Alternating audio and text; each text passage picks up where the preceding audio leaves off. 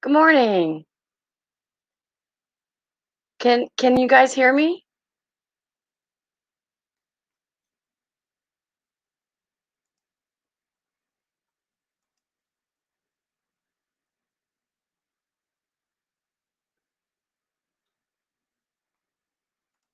Can Okay.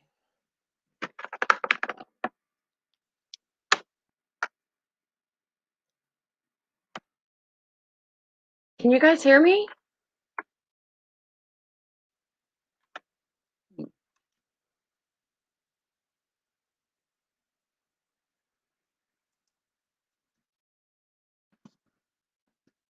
Oh, okay.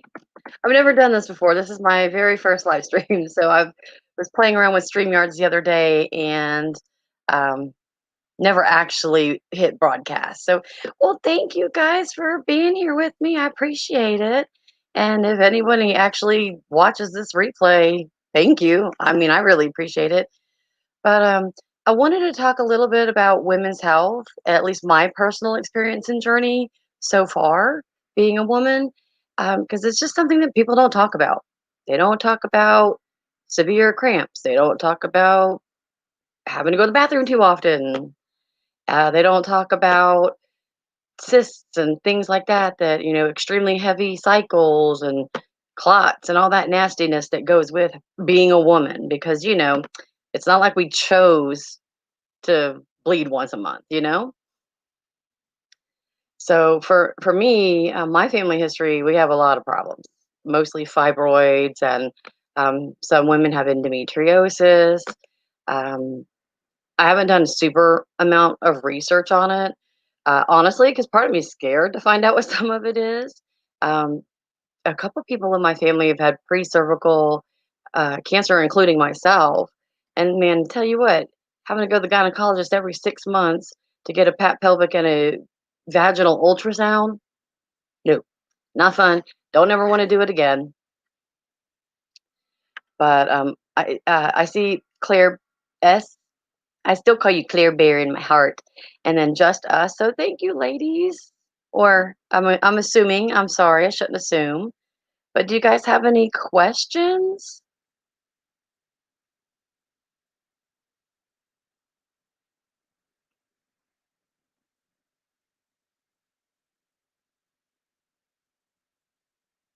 I know it's really early in the morning here. At least for me, it's 7:30 in the morning, and I'm Eastern time, so I can't imagine if it's not Eastern time where you're at.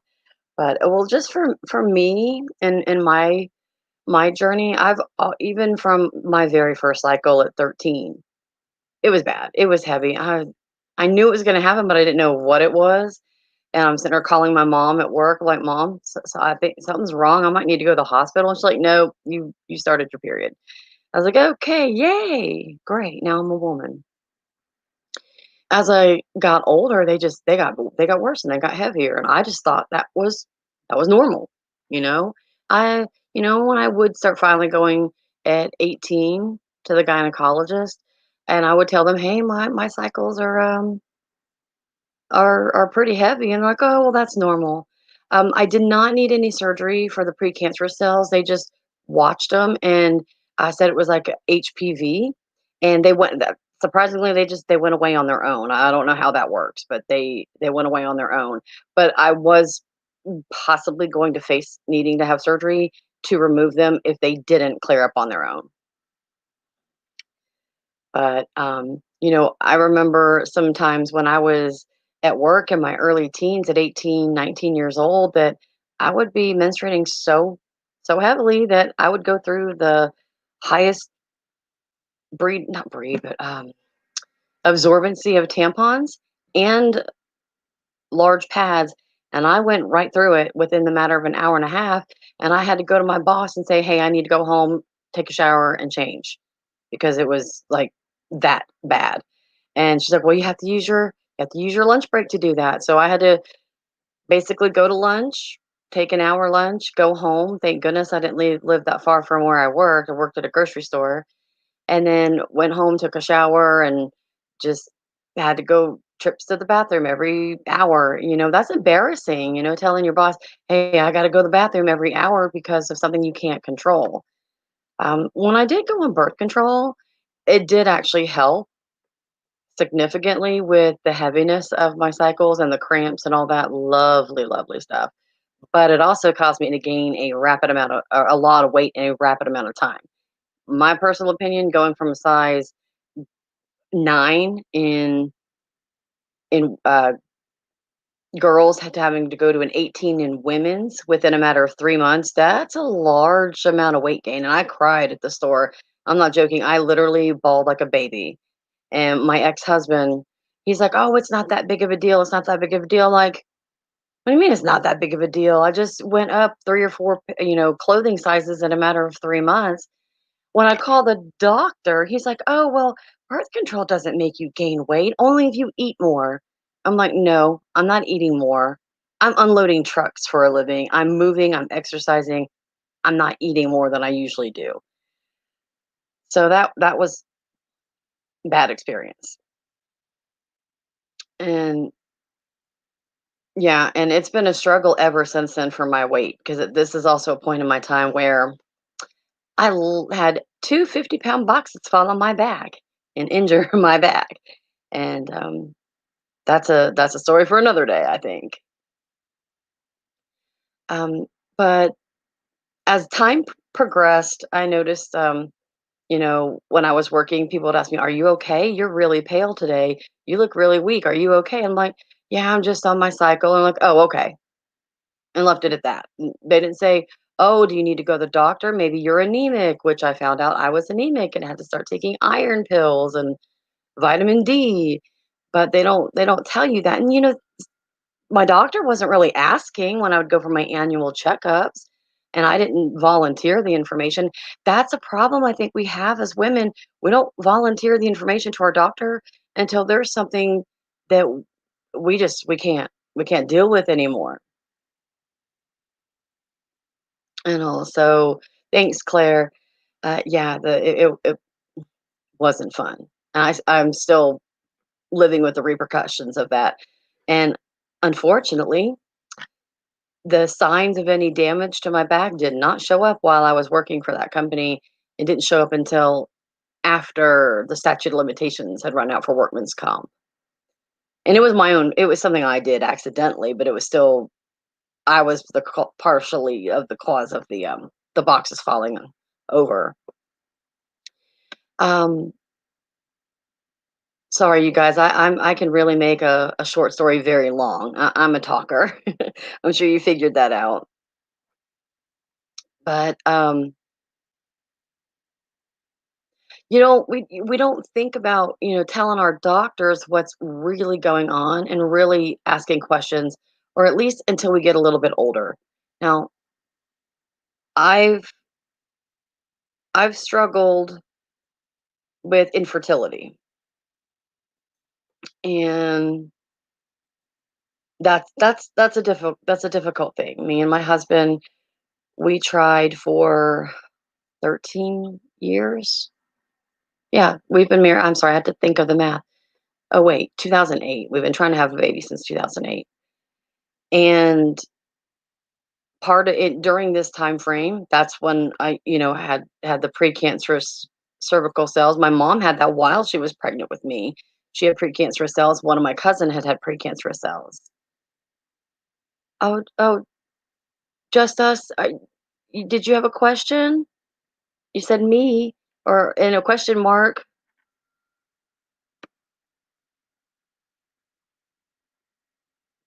Claire, I agree. Yeah, they don't. Our doctors don't ask enough questions. Even female doctors don't ask enough questions. Oh, thank you.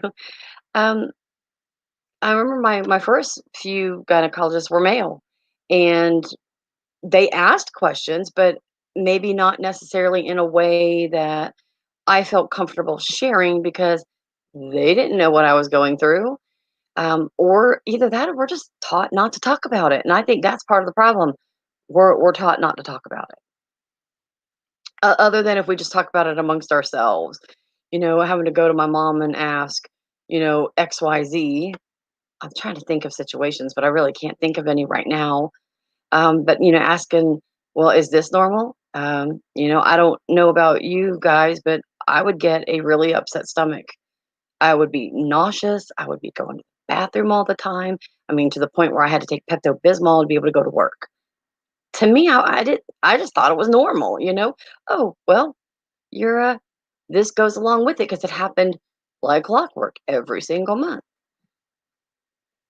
And I was watching a doctor here on YouTube. Her name is Mama Dr. Jones. I don't know if any of you guys watch her. She's an OBGYN, and she actually kind of went into some of these taboo topics about period poops. And I was like, oh my God, I'm not the only one. I'm not the only one. When I hit my 30s a few years ago, sorry about the camera moving.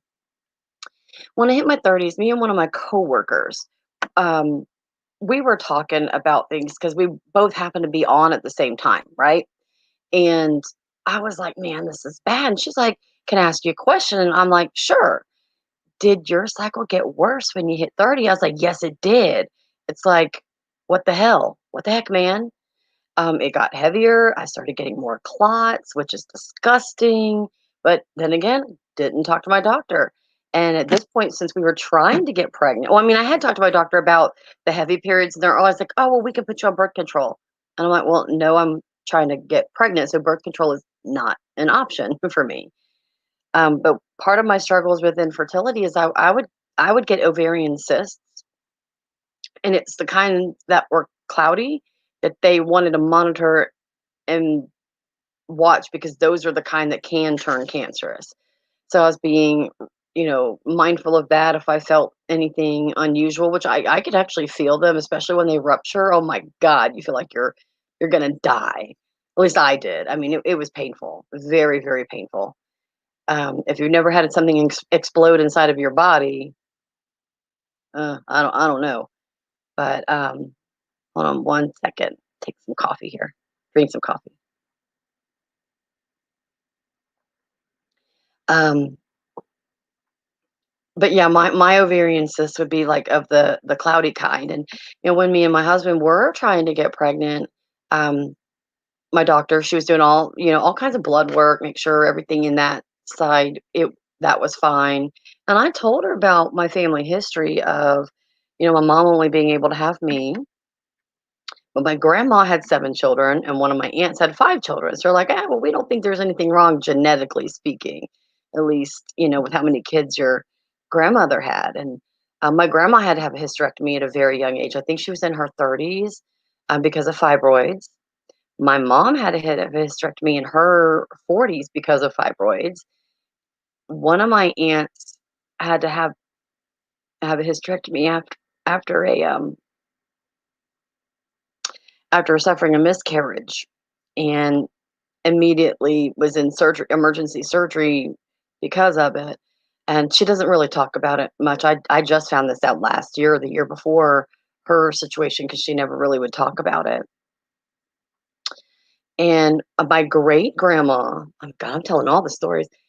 My great grandmother actually had a stillborn, a baby. She kept saying, "Something's wrong, something's wrong." And the doctor's like, "Oh, no, there's nothing wrong. What have you?" Now, remember, great grandma, this is like, good Lord, at least 50 years ago. No, wait, probably closer to 70 or more years ago. Doctor's like, "Oh, that's fine, that's fine." And she told them something's wrong. There's something wrong with this baby, and she went into labor, and she had a necrotic pregnancy. Um, Basically, the baby had died inside of her, and I can't imagine having to have a stillborn baby like that, especially in that circumstance. And she had to have an emergency hysterectomy because of the necrotic tissue that was now inside of her. So I remember my great grandmother. She didn't talk about that very often, but she did talk about it because she did say, "Oh, I'm just as I am in the process of waiting to be scheduled for a hysterectomy. I can't, like, we couldn't have children, and we're going to look into foster care and or adoption down the road. I've had a polyp removed out of my uterus in the magic zone, according to my doctor. Um, and we tried artificial insemination, That didn't work, and our next step was in vitro, and I don't know if you guys if you've ever looked into in vitro, it's like 40 something thousand dollars for 1 round. I didn't have that kind of money. Yeah, $40,000 is a lot of money. At least I mean, 40,000 weren't through the fertility clinic I was checking into. I didn't look around because I wanted to go where my doctor suggested. I mean, I trusted my doctor. She's the one that actually listened to me. Is like, "Okay, well, let's see what's going on." The only reason I found out I really needed a hysterectomy was in June. I ended up in the ER with a severe bladder infection to the point that they thought, I mean, I was like a day or 2 away from a kidney infection. It was that bad. And I didn't even know. All I know is, boom, my stomach, my abdomen swelled up seriously bad. And I waited a day before I went to the hospital, the emergency room. I was like, I got to go to my doctor. So I got an appointment with my doctor, and they're like, you need to go to the ER. Like, do you want us to call an ambulance? I was like, no, it's right down the road. My mom will drive me. She was the one that was with me. And that's when we found out I had the fibroid in my uterus. When they did the CAT scans, because they wanted to know, well, do I have any internal bleeding? What's going on? Why is your stomach so swollen? And I'm talking like it was swollen like an inch or so. I couldn't button my pants or zip my pants up.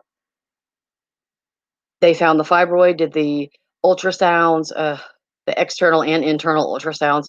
Not fun when you're facing a bladder infection, let me tell you. And so antibiotics, all that jazz, wonderful, wonderful. 2 months later, I'm at work, a different job. I'm at work, and my stomach does the same thing. I went to the bathroom. Next thing I know, my stomach is swelling up, and I can't zip up my pants. I could bear I mean, I pulled them up, but I could not button them, I could not zip them. This happened in a matter of minutes. I mean, I was kinda just feeling blah, but I wasn't, like, intolerable pain or anything like that. So, I'm like, "Okay, what," and my coworker's like, "That's not normal. Something's going on. You need to go to the hospital. Do you want us to call for an ambulance?" I was like, "No, I'll call my husband, have him come pick me up." And my coworker, she's like, "Let me drive you to the hospital." I'm like, "No, I don't think I'm bleeding. I'm not like anything like that." Because I think I'd be able to tell if I was internally bleeding or something was drastically wrong. At least I would hope we could tell. Yeah, there are so many children that need a good home. But when I went to the ER the second time, different hospital. I wish I would have gone to the other one that I went to before that found the issue. Um, they did the CAT scan again because of how swollen my abdomen was. I mean, it was so swollen it hurt to breathe. I mean, it was from right under my breast all the way down to my pelvic region. I mean, it was that bad. I'm like, there's something's wrong. I mean, why am I swollen like this? I mean, I thought I was dying. I'm not kidding. I thought something was. I don't go to the ER. I'm just. I don't like it. They cost too much money, especially when you don't have insurance, right? So I was like, "Oh God," but I was that bad that I went to the ER, and that's when they're like, "Well, they did all these tests, and come to find out, I had an infected fallopian tube." I don't know how fallopian tubes get infected, so they put me on IV no, I couldn't be on IV antibiotics. They're like, "Oh, well, this kind of infection, you need oral antibiotics." So they put me on oral antibiotics. I was like, you better call in a prescription for a yeast infection because I don't know about you guys, but when I go on antibiotics, I get a yeast infection, and that's a nightmare as well. I mean, nobody talks about the I mean, those things are super uncomfortable, and I don't wanna wait so many days for the over-the-counter stuff to work. So I was like, "Well, just call that in too while you're at it." And, had to deal with that, and then at this point, they're like the doctor's like, "You need to find a gynecologist. You need to get into a doctor. Don't put this off. You need to call one. Get into your gynecologist." I mean, this doctor at the ER, like, she stressed this at least 5, 6, 7 times. When the nurse came in, she's like, "Yeah, you need to find one. This is something that could possibly turn cancerous." She said the C word that scared the living shit out of me. Because of they're like I was like, "Well, I do," because the doctors asked, like, "Why?" I was like, "Well, I do have a history of ovarian cysts, the cloudy cysts." That and she's like, I that's probably what happened was that a cyst ruptured, caused an infection in your fallopian tube, and ended up being on antibiotics for another week. It took me a while to find a gynecologist that could help me with not having health insurance. I'll tell you what, that's a real struggle when you've lost your job, you're working a part-time temp job, that job ends, and now you have no insurance. It's difficult. It's embarrassing to admit that you have to get indigent care to cover medical costs that I can't even pay for my own medical needs. I'm already scared enough as it is, you know? I'm like, "Oh my god, um, this is something that could potentially kill me," you know? "Oh, hey, Rachel." Um, my primary doctor helped get me in touch with a community outreach that helps people with low income finding doctors. They referred me to one. I had a video meeting with her because this is right, obviously, this is June last year, June, early July. No, August, I'm sorry. This was August of last year. Take that back. June was when I went to the ER because of the bladder infection. Um, so here I am calling this doctor, and she's like, well, here, I told her she videoed me so that, she didn't charge me, you guys. This woman really wants to help people. So she did not charge me a dime. She has not yet sent me a bill. She sent me paperwork for indigent care, but she referred me to a specialist hospital in my area that deals with these kinds of things and has an indigent care program. So when I went to the doctor, he talked to me. He's like, "Oh, well, first thing we're going to do is a DNC." And I was like, "Okay, well, what is that?" And I mean, I'd heard about it. Usually it's because my old doctor, when I was fighting the infertility and I had the polyp removed in my uterus, she was like, "We might have to do a DNC where they scrape out your uterine lining. If there's more than one or two polyps, we may have to do that." She's like, "Normally, I would not suggest doing that just simply because it in itself can cause some fertility issues." She was like, "But in your case, because you have the thickening of your uterine lining, you have the polyps. If there's a cluster of them, we want to make sure we get them out so that you are able to try to conceive." Hi, Nikki. So thank God I didn't have to have the DNC at that point in time because just the polypectomy, anesthesia sucks, you guys. Anesthesia is horrible. I, next, when I have my hysterectomy, when they finally schedule me for it, I am going to make sure that I take laxatives and stool softeners in advance because no, no, no, no, no. They should have warned you. Anesthesia can cause you to be constipated. They did not warn me about that. Maybe I just didn't read the paperwork well enough. But I mean, y'all, I make a short story very long, very very long. Um, so when I found the doctor, they were going to schedule the DNC. I was born 3 months premature, so I have a heart problem. It's not a serious heart problem, but I mean, it's serious enough that the doctors wanted to make sure that I was gonna be okay to even have surgery now that I'm in my 40s and I smoke, which I'm trying to quit. Um, they're like, they called me for the pre-op and to schedule, and I had the surgery scheduled for a Tuesday. They called me on a Friday, and this was in October.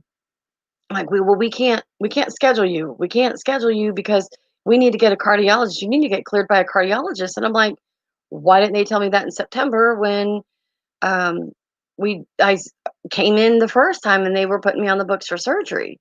I told them then I had a heart condition.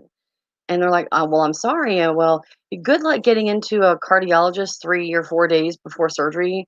They're calling you Friday. The surgery's on the following Tuesday." And it didn't happen for obvious reasons. It did not happen. I went to my primary doctor. She was like, "Oh, well, I'll put in a referral to the cardiologist you saw 3 years ago, 2 years ago. We'll try to get you in." I was like, "Well, are they going to work with me on the copay?" because all I'm getting right now is unemployment. I finally started getting unemployment at this point in time. And she's like, "Well, I don't know, but you can ask." I was like, "Okay, well, they never called. They have yet to call me to schedule anything." So I called the women's health pavilion back, and they're like, "Well, you have to." It's like, "We can't make an exception." We talked to the anesthesiologist. They're like, "No, you need to be cleared." My cycles then started getting extremely erratic. So that was in October. So in November, my cycle came, and it was about like 10 days instead of the normal 7 to 8. And I was like, "Oh crap." And then not even 2 weeks later in November, here comes another one. It might have been 2 weeks. I don't know. But it was within a 10 to 15, 10 to 14, 10 to 14 days, give or take a day or two. This one decided to last 24 days, right over Thanksgiving. Wednesday before Thanksgiving, I'm calling the doctor and like, "Hey, I've been on my period for 14 days." What prompted me to call the doctor is I passed an enormous clot. I thought something was seriously wrong. I'm talking, the thing was this long and probably that thick. And I'm not exaggerating. I took a picture of it. It scared me so freaking bad. I called my mom. I was like, "Mom," because I live with my mom, help take care of my mom. You need, should I go to the hospital? She's like, "Well, honey, that's up to you. That's up to you. Should you go to the hospital or not?" And I'm like, "I don't know. I mean, I feel like crap, but do I really need another ER bill on my hands?" So I called the doctor, and they're like, "Well, let's get you scheduled in." She got me scheduled, and she's like, "But watch out for start." She's like, "Double up on your iron, but start watching out for being really weak, really tired." Because I was worried I might actually be hemorrhaging, have a slight tear or something in my uterus. I mean, people don't think about those kinds of things, and I knew since I had this history of the ovarian cysts that, maybe one of them could have ruptured and ruptured my fallopian tube at this point. So I waited, went with Thanksgiving, went over to my aunt's house. It was a very just close family. We were careful with the COVID and all that good stuff. Um, we went over to my aunt's house, and everyone's like, "Well, what's wrong with you?" I was like, "I'm just on my period." And they're like, "Oh, okay." My aunt had similar problems. She's also had a hysterectomy. My mom's one of seven, 5 girls. All five girls have had a hysterectomy, and the youngest one is, I think, it's gonna be 60 this year. So yeah, it's in my family. It's genetic, I guess. Oh no, that's okay, Rachel. Oh my God, I hope your cat's gonna be okay. Oh, go take her to the vet if she's getting sick. Definitely take her to the vet. I'll be praying for you, girl, because I love my fur babies too. So I'll keep the puppy or your kitty cat in my prayers. Um, I forgot where I was.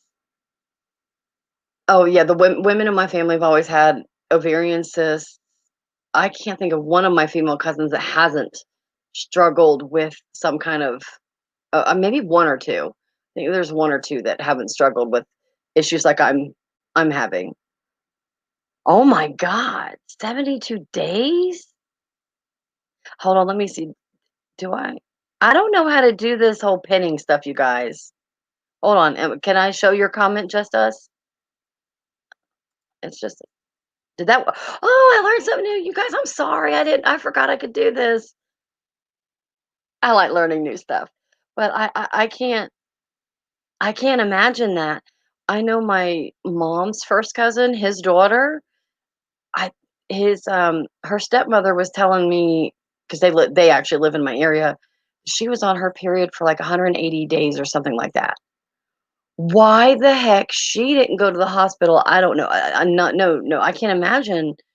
But yeah, no, I know what you mean about the pads. Let me tell you, I would go through tampons, I would go through pads. The Thank God for Ultra tampons, but now that I'm older, they're extremely uncomfortable. Maybe it's the fibroids, they're very, very uncomfortable. But if I'm going out, like getting out of the house, I absolutely have to wear one, but I have to wear those pads that are like those always are like this thick. Sorry, you guys, this long. They're wide on each end because another fun fact about having heavy periods that nobody talks about. When you stand up after sitting down for a long period of time or laying down, gravity takes effect with fluids.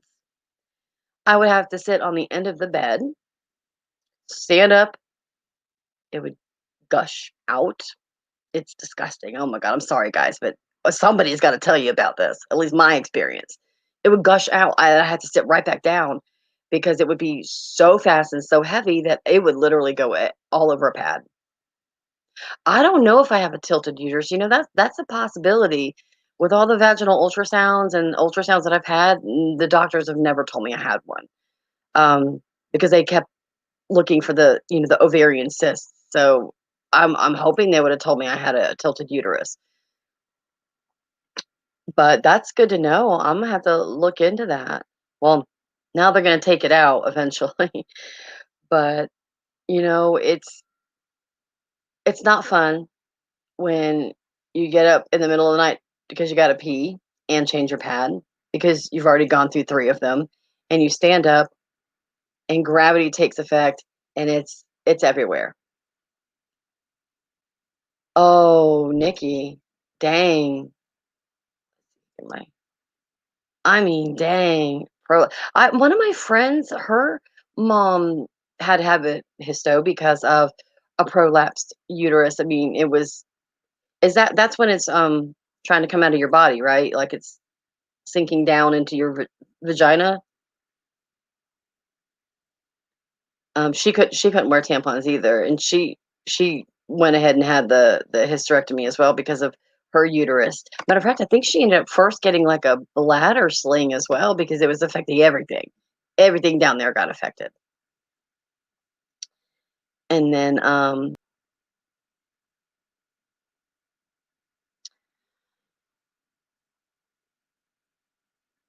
when you're bleeding heavy enough to take off your clothes, go to the bathroom, I had to struggle to go to the bathroom. I have to kept Lysol in the bathroom to clean the floor because they're not going to stop coming out. Just, the blood just goes everywhere. You don't know how many times I've had to change my clothes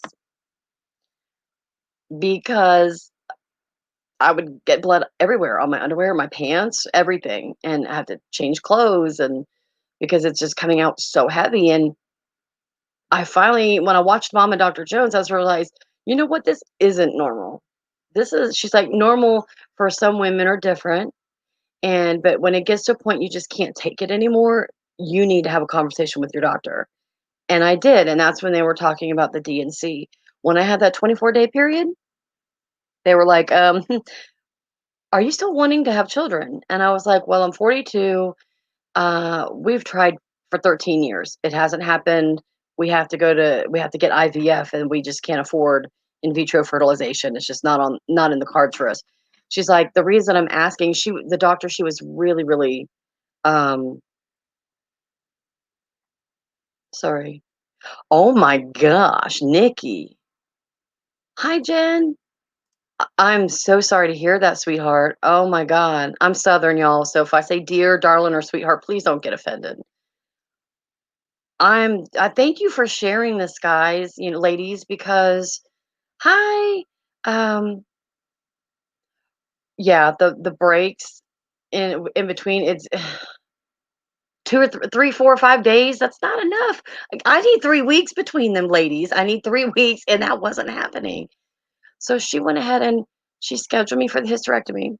Not only did this doctor's office, thank you, Jesus, schedule me for the hysterectomy, they found me a cardiologist that was willing to take a minimum copay of $50 because, like I said, I'm on unemployment. I could afford that. And they're working with me on, payments for them. But they were willing to see me and bill me for the balance. Most cardiologists aren't going to do that. So this hospital is fantastic. It's Meadows Women's Health. Meadows. I just know the name of the hospital's Meadows in Vidalia, Georgia, which is like 2 hours away from where I live. But I'm going to drive 2 hours to go have this surgery because I don't want to have another 24-day period. Um, oh, they had to rush you to the hospital, Nikki. Oh my goodness. Wow.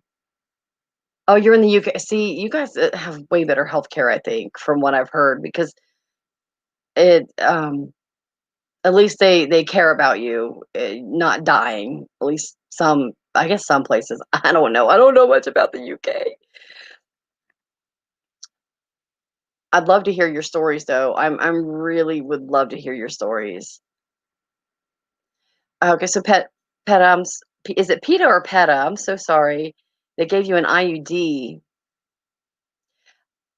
I had a friend that had one and she had to have it taken out because well, she'd had 5 uh, I forgot the word now. Her when she had her babies, C-sections, 5 cesarean sections. So I can see why the IUD didn't work for her.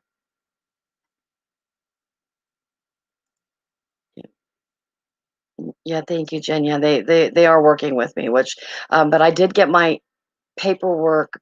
I applied for indigent care and I got my paperwork back saying for the month of January I am 100% approved. And I'm like, wow, okay, that's great. And I've already called the doctor's office. They still haven't got me for scheduled. But last time they called me, they like, well, we have an opening in 2 weeks. You either take it or leave it. Oh, you're on your third IUD and you only spot periodically. That's what I've heard. When I was on the pill, because my ex-husband, he did not want to have a kid, so I was on the pill for like 4 years with him when I was with him, and I, yeah, I didn't have hardly any problems other than the ovarian cysts rupturing periodically. That was probably the best the only time I had decent cycles in my whole adult life. But yeah, it's run into the bathroom constantly, wearing thick, heavy pads. I graduated from, those nice, thin, wonderful, thin, flexible pads to practically wearing diapers. At least that's what it felt like.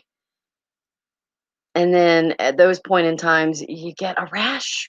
I don't know about you ladies, but I have to get diaper cream sometimes because with bleeding so much, all that, moisture down there, you get a rash and it hurts. It's not fun. And I know these are taboo topics, but I'm gonna bring them up because I know there's no way in hell I'm the only person that has gone through this.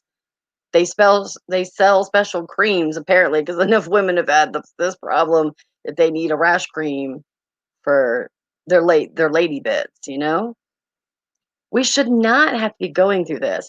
Not only that, but we shouldn't be told we're crazy because of something coming out of our bodies that we can't control. Our hormones going absolutely insane. My hormones have never gone so up and down, up and down.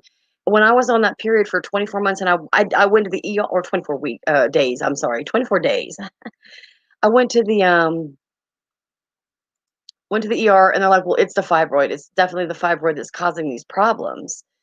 And I was like, "Well, that's just great." I'm like, "Am I gonna have another period like this?" And like, probably, maybe we don't know. You need to get into the doctor. Thank God I'd already had an appointment, and I went down there, and she's like, if you're if at this age stage of your life, if you're not planning to have children, we would highly recommend of just a full hysterectomy. We're gonna skip the D&C at this point because it was the same doctor, it was same hospital that I went to. Different person saw me though.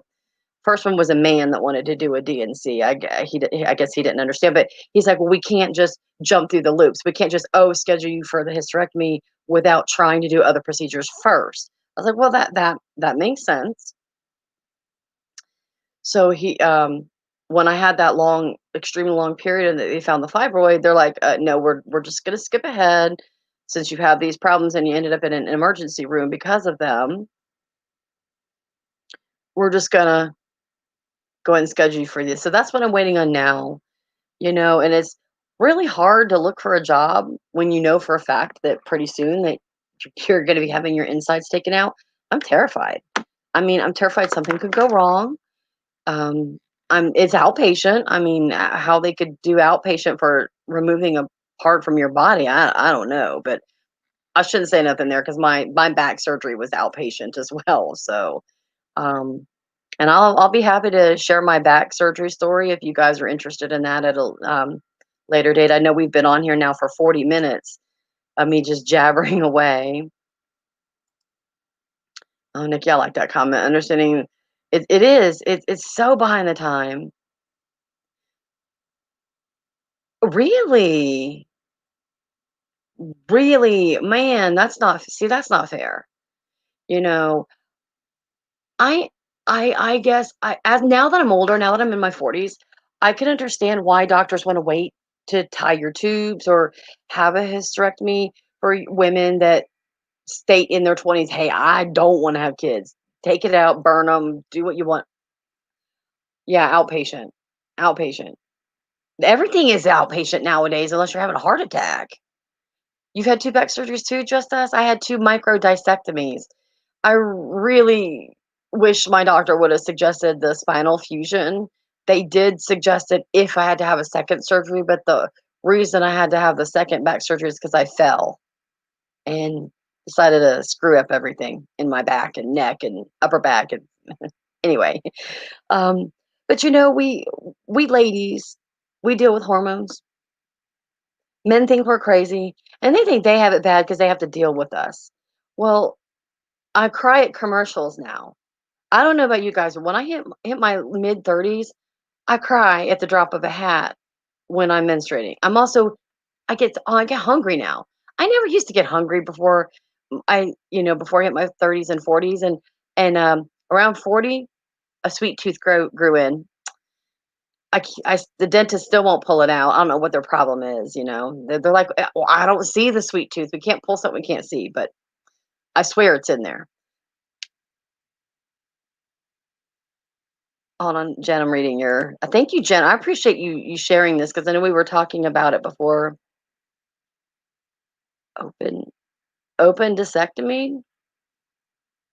Ay, they did mine laparoscopically with the cameras and the little the little cameras and tools. That's how they did mine.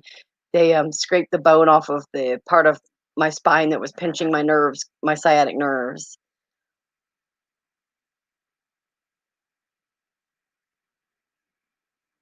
You know, Jen, that a lot are I don't are if you're in the US, I might have missed that. I'm sorry if let me go back and look. A lot of surgeries now are outpatient. I mean, oh, you cry from kitten videos.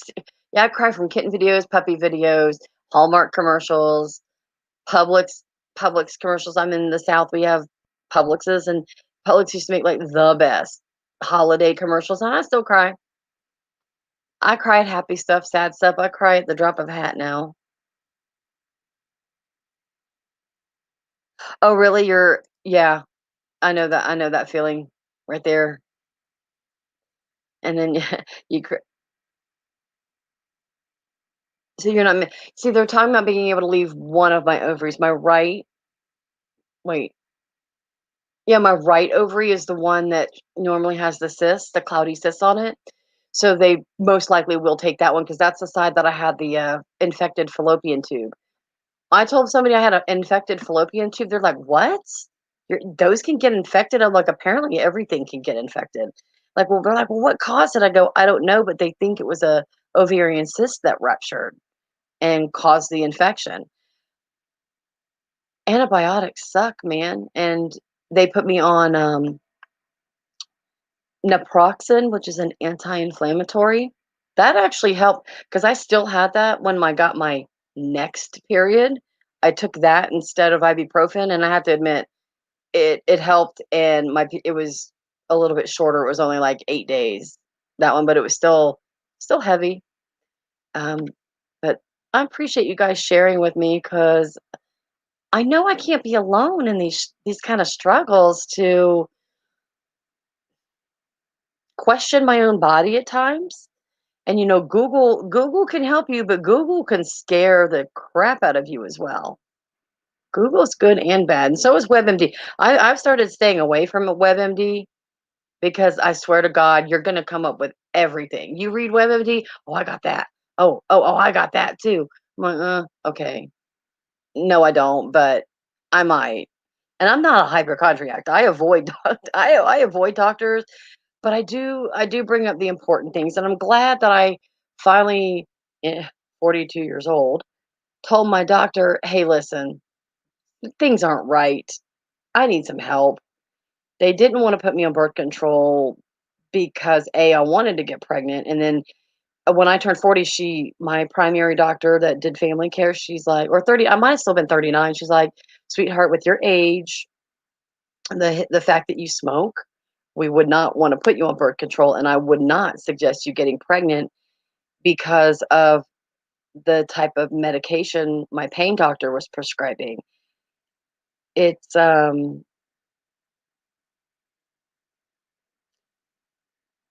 it would not be feasible to be on opioids while you're pregnant, you'd have to come off the pain medication, and, I was prepared to do that when I was younger, but at this point, I wouldn't be able to walk if I didn't have the medicine, or I could, but not for very long. I mean, like, doing normal household chores is difficult, and now that I'm out of my medicine, God help me Jesus, I tell you what, $250 to go to a doctor to make a prescription is ridiculous because they don't have a financial assistance program at that doctor.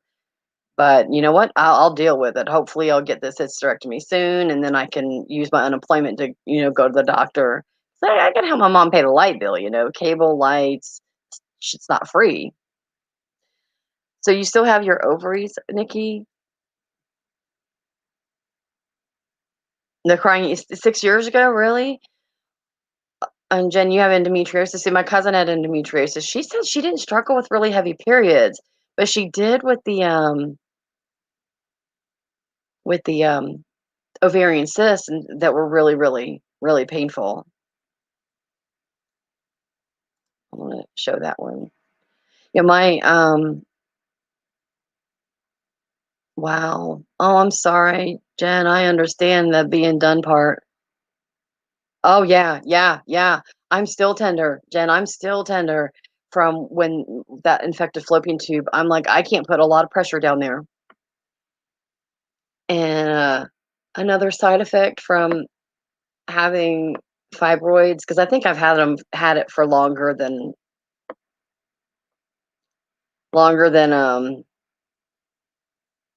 6 or 3 months. You don't you don't want to be intimate because it hurts. I didn't tell my doctor that but you go to the doctor and they're like, "Oh, are you pregnant? Can you be pregnant?" I'm like, "No, it's impossible. No." We suffered with infertility. How embarrassing is it to go and say, "No, I can't be pregnant because I'm not having sex." Just because I'm married doesn't mean I'm having sex, because it fucking hurts. Excuse my language, but it hurts.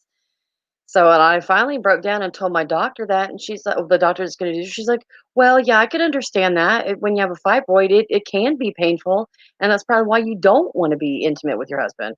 I was like, "Well, shit, couldn't have somebody told me that before?" Because I just thought, "Oh, well, I'm getting older now. That's normal too." No, it's not normal. Apparently, it's not normal to not have a sex drive, and my poor husband, and it's not fair to him, but I mean, he's very understanding. He has his own health issues that he deals with, so he's really understanding it with it, because he's like, "Well, I can understand pain." He comprehends being in pain. But thank you guys for being with me. If I'm willing to talk about these kind of weird, crazy things, back surgery. I'm willing to share that. Um, I'm willing to share the experience of being the spouse of a former addict, what I've gone through, the ups and down emotions and financial hardships. I'm so glad that my husband's doing better since we moved to Georgia to take care of my grandma who had Alzheimer's before she passed. We've been up here for 4 years, and she passed this past June last year. That I'd be happy to talk about that if you guys are interested, and also taking care of somebody with Alzheimer's. I definitely want to talk about that one day, because that's hard, man. That's really, really hard, and It's heartbreaking. I'm with you, Jen. I don't know why women's health and periods have to be a secret. They shouldn't be a secret. And y'all might think I'm weird, I don't know, but I quit hiding my underwear at the gynecologist. I don't fold them up and put them underneath everything or my bra. They're sitting on top because this is the first things going back on. I was like, I don't care if they see it. They're seeing me naked. Who gives a shit if they see my underwear? EMTs and whatever that may have to cut underwear. They don't judge. That they are not judging you because of what you're wearing, what you can and can't afford, because some people can't afford to go to the store and buy new undergarments every, month or 2 months or what have you. Um, Lingerie and all that good stuff. They don't give a crap. They're there to help you as much as they can. But, I don't hide my underwear, and I'm not hiding a tampon or a pad if I'm going to go walk to the bathroom at a restaurant, before COVID. I just held it in my hand. Why should I be ashamed of my body? I should not have to be ashamed of my body. I shouldn't have to be ashamed of what comes out of my body. It's coming out for a reason. I mean, we don't like it. And, we want things to be as smooth as possible. But, that crap comes out and we can't put it back in. I don't want it back in either, but we just can't. We shouldn't be ashamed. And we have to pay an extra tax here in the US. I don't know about you guys in the Australia and the UK, but pads and tampons are considered a luxury product here. Luxury. It's not a luxury to bleed every freaking month. That's not a luxury. That's a requirement of our bodies to be able to produce children. What did they do back in the old days? I don't even want to know. Yeah, Nikki, me too. I wear uh my underwear are comfort. They are comfort. Yeah, we should not, Jen. We should not be ashamed of our clothes. I mean, everybody. Well, most. I shouldn't say everybody. There may be some women that don't like to wear undergarments. I mean, there's nudists out there. What do they do? What do nudists do during their cycle? I don't. I guess that's the one time of the month they wear clothes. And I heard about this free bleeding movement. I couldn't even finish reading it. It's basically they don't wear pads or tampons. They just let it go. Yeah, thank you. Why are we paying sales tax? I mean, I guess I can understand the sales tax, but I don't understand the luxury tax. Just sales tax we're paying, ladies. We're paying luxury tax. They say obviously a man wrote that. A man had to have, because women don't consider pads a freaking luxury. Sponges, really, Nikki? They use sponges and cups. I thought about that cup. I really did, because of how heavy I bleed and having, so I could avoid the diaper rash situation. Um, I've looked into it, but I haven't actually bought it.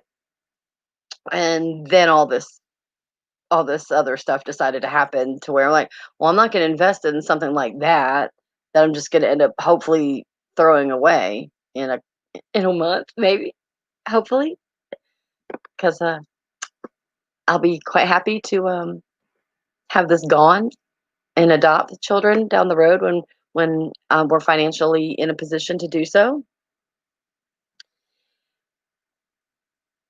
But yeah, we shouldn't be ashamed of our bodies. We shouldn't be ashamed of having a period and talking about having a period, because it happens. And if you're not having a period and you're between the ages and you still have all your body parts, let me rephrase this. Really? Oh, I don't see. I'm about the recycling, wash and reuse, but I, it kind of grosses me out at the same time. I'm not gonna lie, it does kind of gross me out a little bit. You clot a lot too. That's what, Jen. That's what I was worried about, because I mean, I'm telling you guys, ladies, I got massive clots. We're not talking like itty bitty little pieces. I'm talking like this big around sometimes. It's bad. And for struggling with infertility, I never took a pregnancy test, but right when my husband and I first got married, I think I might have been pregnant. No, I took a early pregnancy test and it was negative. But about maybe I was like, "Okay, well, I'm gonna wait a week." I was starting to have a little bit of symptoms. I'd just come off the pill, like, maybe 2 months prior, so I knew everything was gonna be all messed up, right? Um, the cups apparently just hold everything in until you clean it. You change at least that's what I saw on the ad about this woman loving to have sex during her periods, but not having messy period sex. I'm like, "Well, maybe I should try that," but right now everything hurts. But, when I was doing the infertility well, this is before I knew me and my husband had infertility. Um, I got the worst cramps of my life.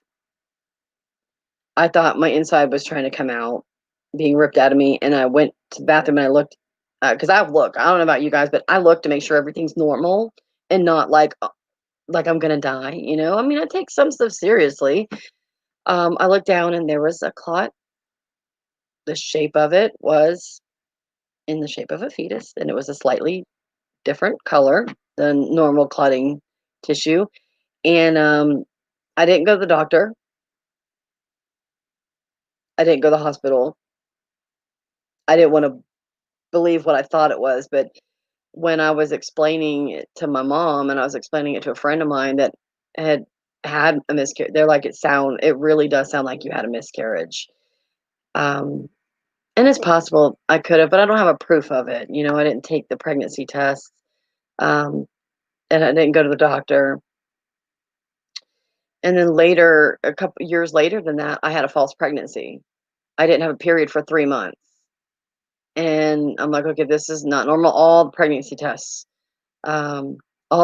kept coming out negative. That's when my company came to me and said, "Hey, we want you to go to Manila to mentor new trainees." I was like, "Oh, okay. I would love to go to Manila, but I might be pregnant." And they're like, "Oh, well, if you're pregnant, you can't. We That's too much of a risk to send you to a foreign country. I wouldn't have been able to get the immunizations I needed to get." So I went to the doctor and they did a blood test. I was like, they did the stick test. I was like, I know I'm not pregnant. I mean, I don't think I'm pregnant, but there's something wrong. And I had signs of pregnancy, like from what I've heard, the nausea, the hurting the boobs, and all that, all that. So I was like, okay, maybe it's a possibility. I wonder why it wouldn't be coming up positive. So I went to the doctor. They did a blood test. They called me the following Monday because I had to let my boss know that day or the next day whether or not I could go. And they're like, "Well, Miss Yale, it's negative, and y'all don't dox me. I just gave my name." Um, they're like, "It's negative." I was like, "Well, I figured it would be." So then they gave me a medication to force a period. Y'all, if you've never had a forced period, I don't recommend it. I don't recommend it. I kind of wish I would have just not had one. To be honest, it was probably the worst period I've ever experienced until the 24-day one. I don't even know how I managed to work that week because I was mentoring a different training class and I was like going to the bathroom every 15, 20 minutes. Every 15, and I'm not joking. 15, 20 minutes, I was running to the bathroom because I was having to change my tampon and having to change my pad. It was so bad. It was so heavy. But I doxed myself, y'all. I'm sorry. I gave my last name. But you know what? I guess I'm gonna be a public figure now. I'm gonna be on YouTube. I'm really enjoying this. I'm gonna make some more videos about traveling in Georgia. We have a lot of history here that I did not know about, that my mom was telling me about, like the lady that wrote The Color Purple, she's from my county. So I'm gonna do a video on her and some other things. So hopefully you guys are interested in that kind of stuff. And I do want to talk more about, story time of going through, being a woman and going through menstrual cycles and stuff like that that nobody talks about. If any of you guys ever want to join me on the stream, you don't have to show your face or anything. If you don't want to, but oh well, thank you. I'm glad you missed it, but oh well. um if any guys want to come on the stream with me and share anything of your stories, I would love to. Loved it. That would be so much fun. And we can maybe do some fun things too, because I would like to do this, early morning chats because I'm an early riser. I know a lot of people are in the UK, Australia, in other countries that it's a little bit harder to join the evening streams for you guys. And yeah, shoot, I used to go to bed at 7 p.m., so I can't imagine how late it was for you guys. Oh, just us. I'm glad you're in Georgia. Oh, maybe you'll enjoy some of this. I did a video on the rock eagle. There's a mound of rocks in the shape of an eagle here. It's really pretty. There's a rock hawk as well that I'm going to go probably try to get out of the house tomorrow, depending on the weather. But all right, well, you guys, it's been a freaking hour already. Thank you so much for chatting with me, and spending an hour with me. Let me get a little sip of coffee. It's surprisingly not cold, but I enjoyed it. And you love history as well? Oh, not royals. No, I'm fascinated by the royal family in England. Fascinated by it. The aristocracy. I'm absolutely fascinated, but there's so much other stuff out there about that that I want to, have you guys seen My Cousin Vinny? Because one of the restaurants they use the what's a grit? What's a grit scene? They filmed that here and here in Madison, Georgia. Oh, you liked the cult one?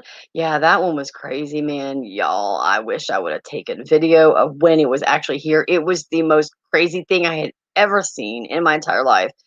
Egyptian pyramids and the Sphinx and all that, like literally seeing it with your own eyes driving past. It was like, what? People did this? All that money spent on that? And wow. I mean, I'm all for celebrating your religion. Not absolutely, but when the leader of your religion does those types of crimes, I would absolutely reconsider what kind of religion. What are grit? You got to be joking, right? What are grits? Because that was from the What's a Grit? What's a Grit was from the movie. Joe Pesci's character Vinny said that. What's a grit?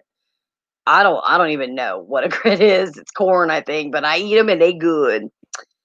And no self-respecting Southerner cooks instant grits. Well, I must not be self-respecting because yes, we do eat instant grits around here.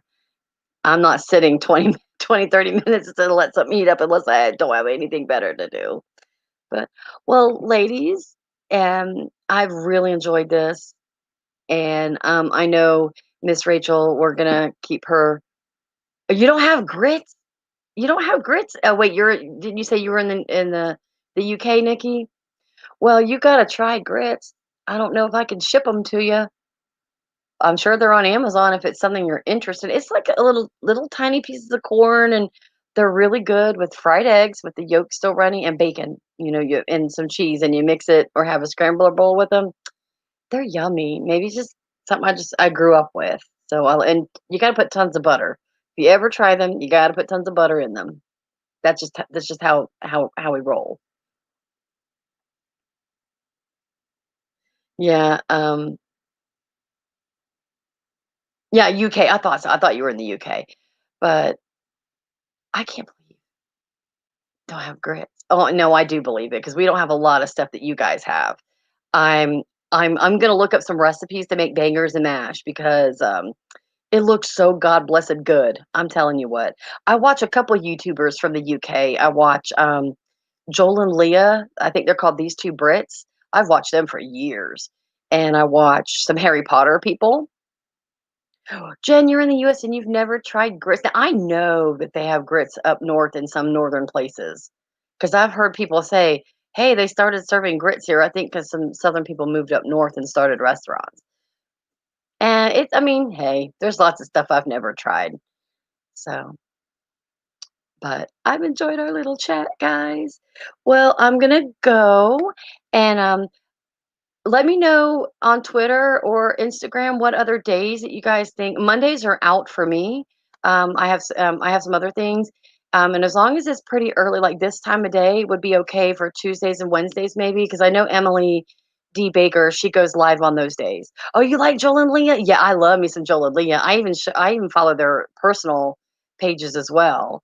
I love them, and I love several of the Harry Potter theory people like Seamus Gorman. He does Harry Potter and Pixar. He's a young one, and this girl named the Bakey, she does Harry Potter videos, Cherry Wallace, and then these twins love K-pop because I also like K-pop. You guys, if you don't like K-pop, please go check out BTS. I love them. I'm not going to become a BTS channel, but man, they're good. They're just their music is really really good. But it's truly been lovely. I love you all in general. Like I'm not joking about loving. I really do have a compassionate heart and love my peoples. I'm glad I've met every single one of you, and hope you have a great rest of your day. Bye.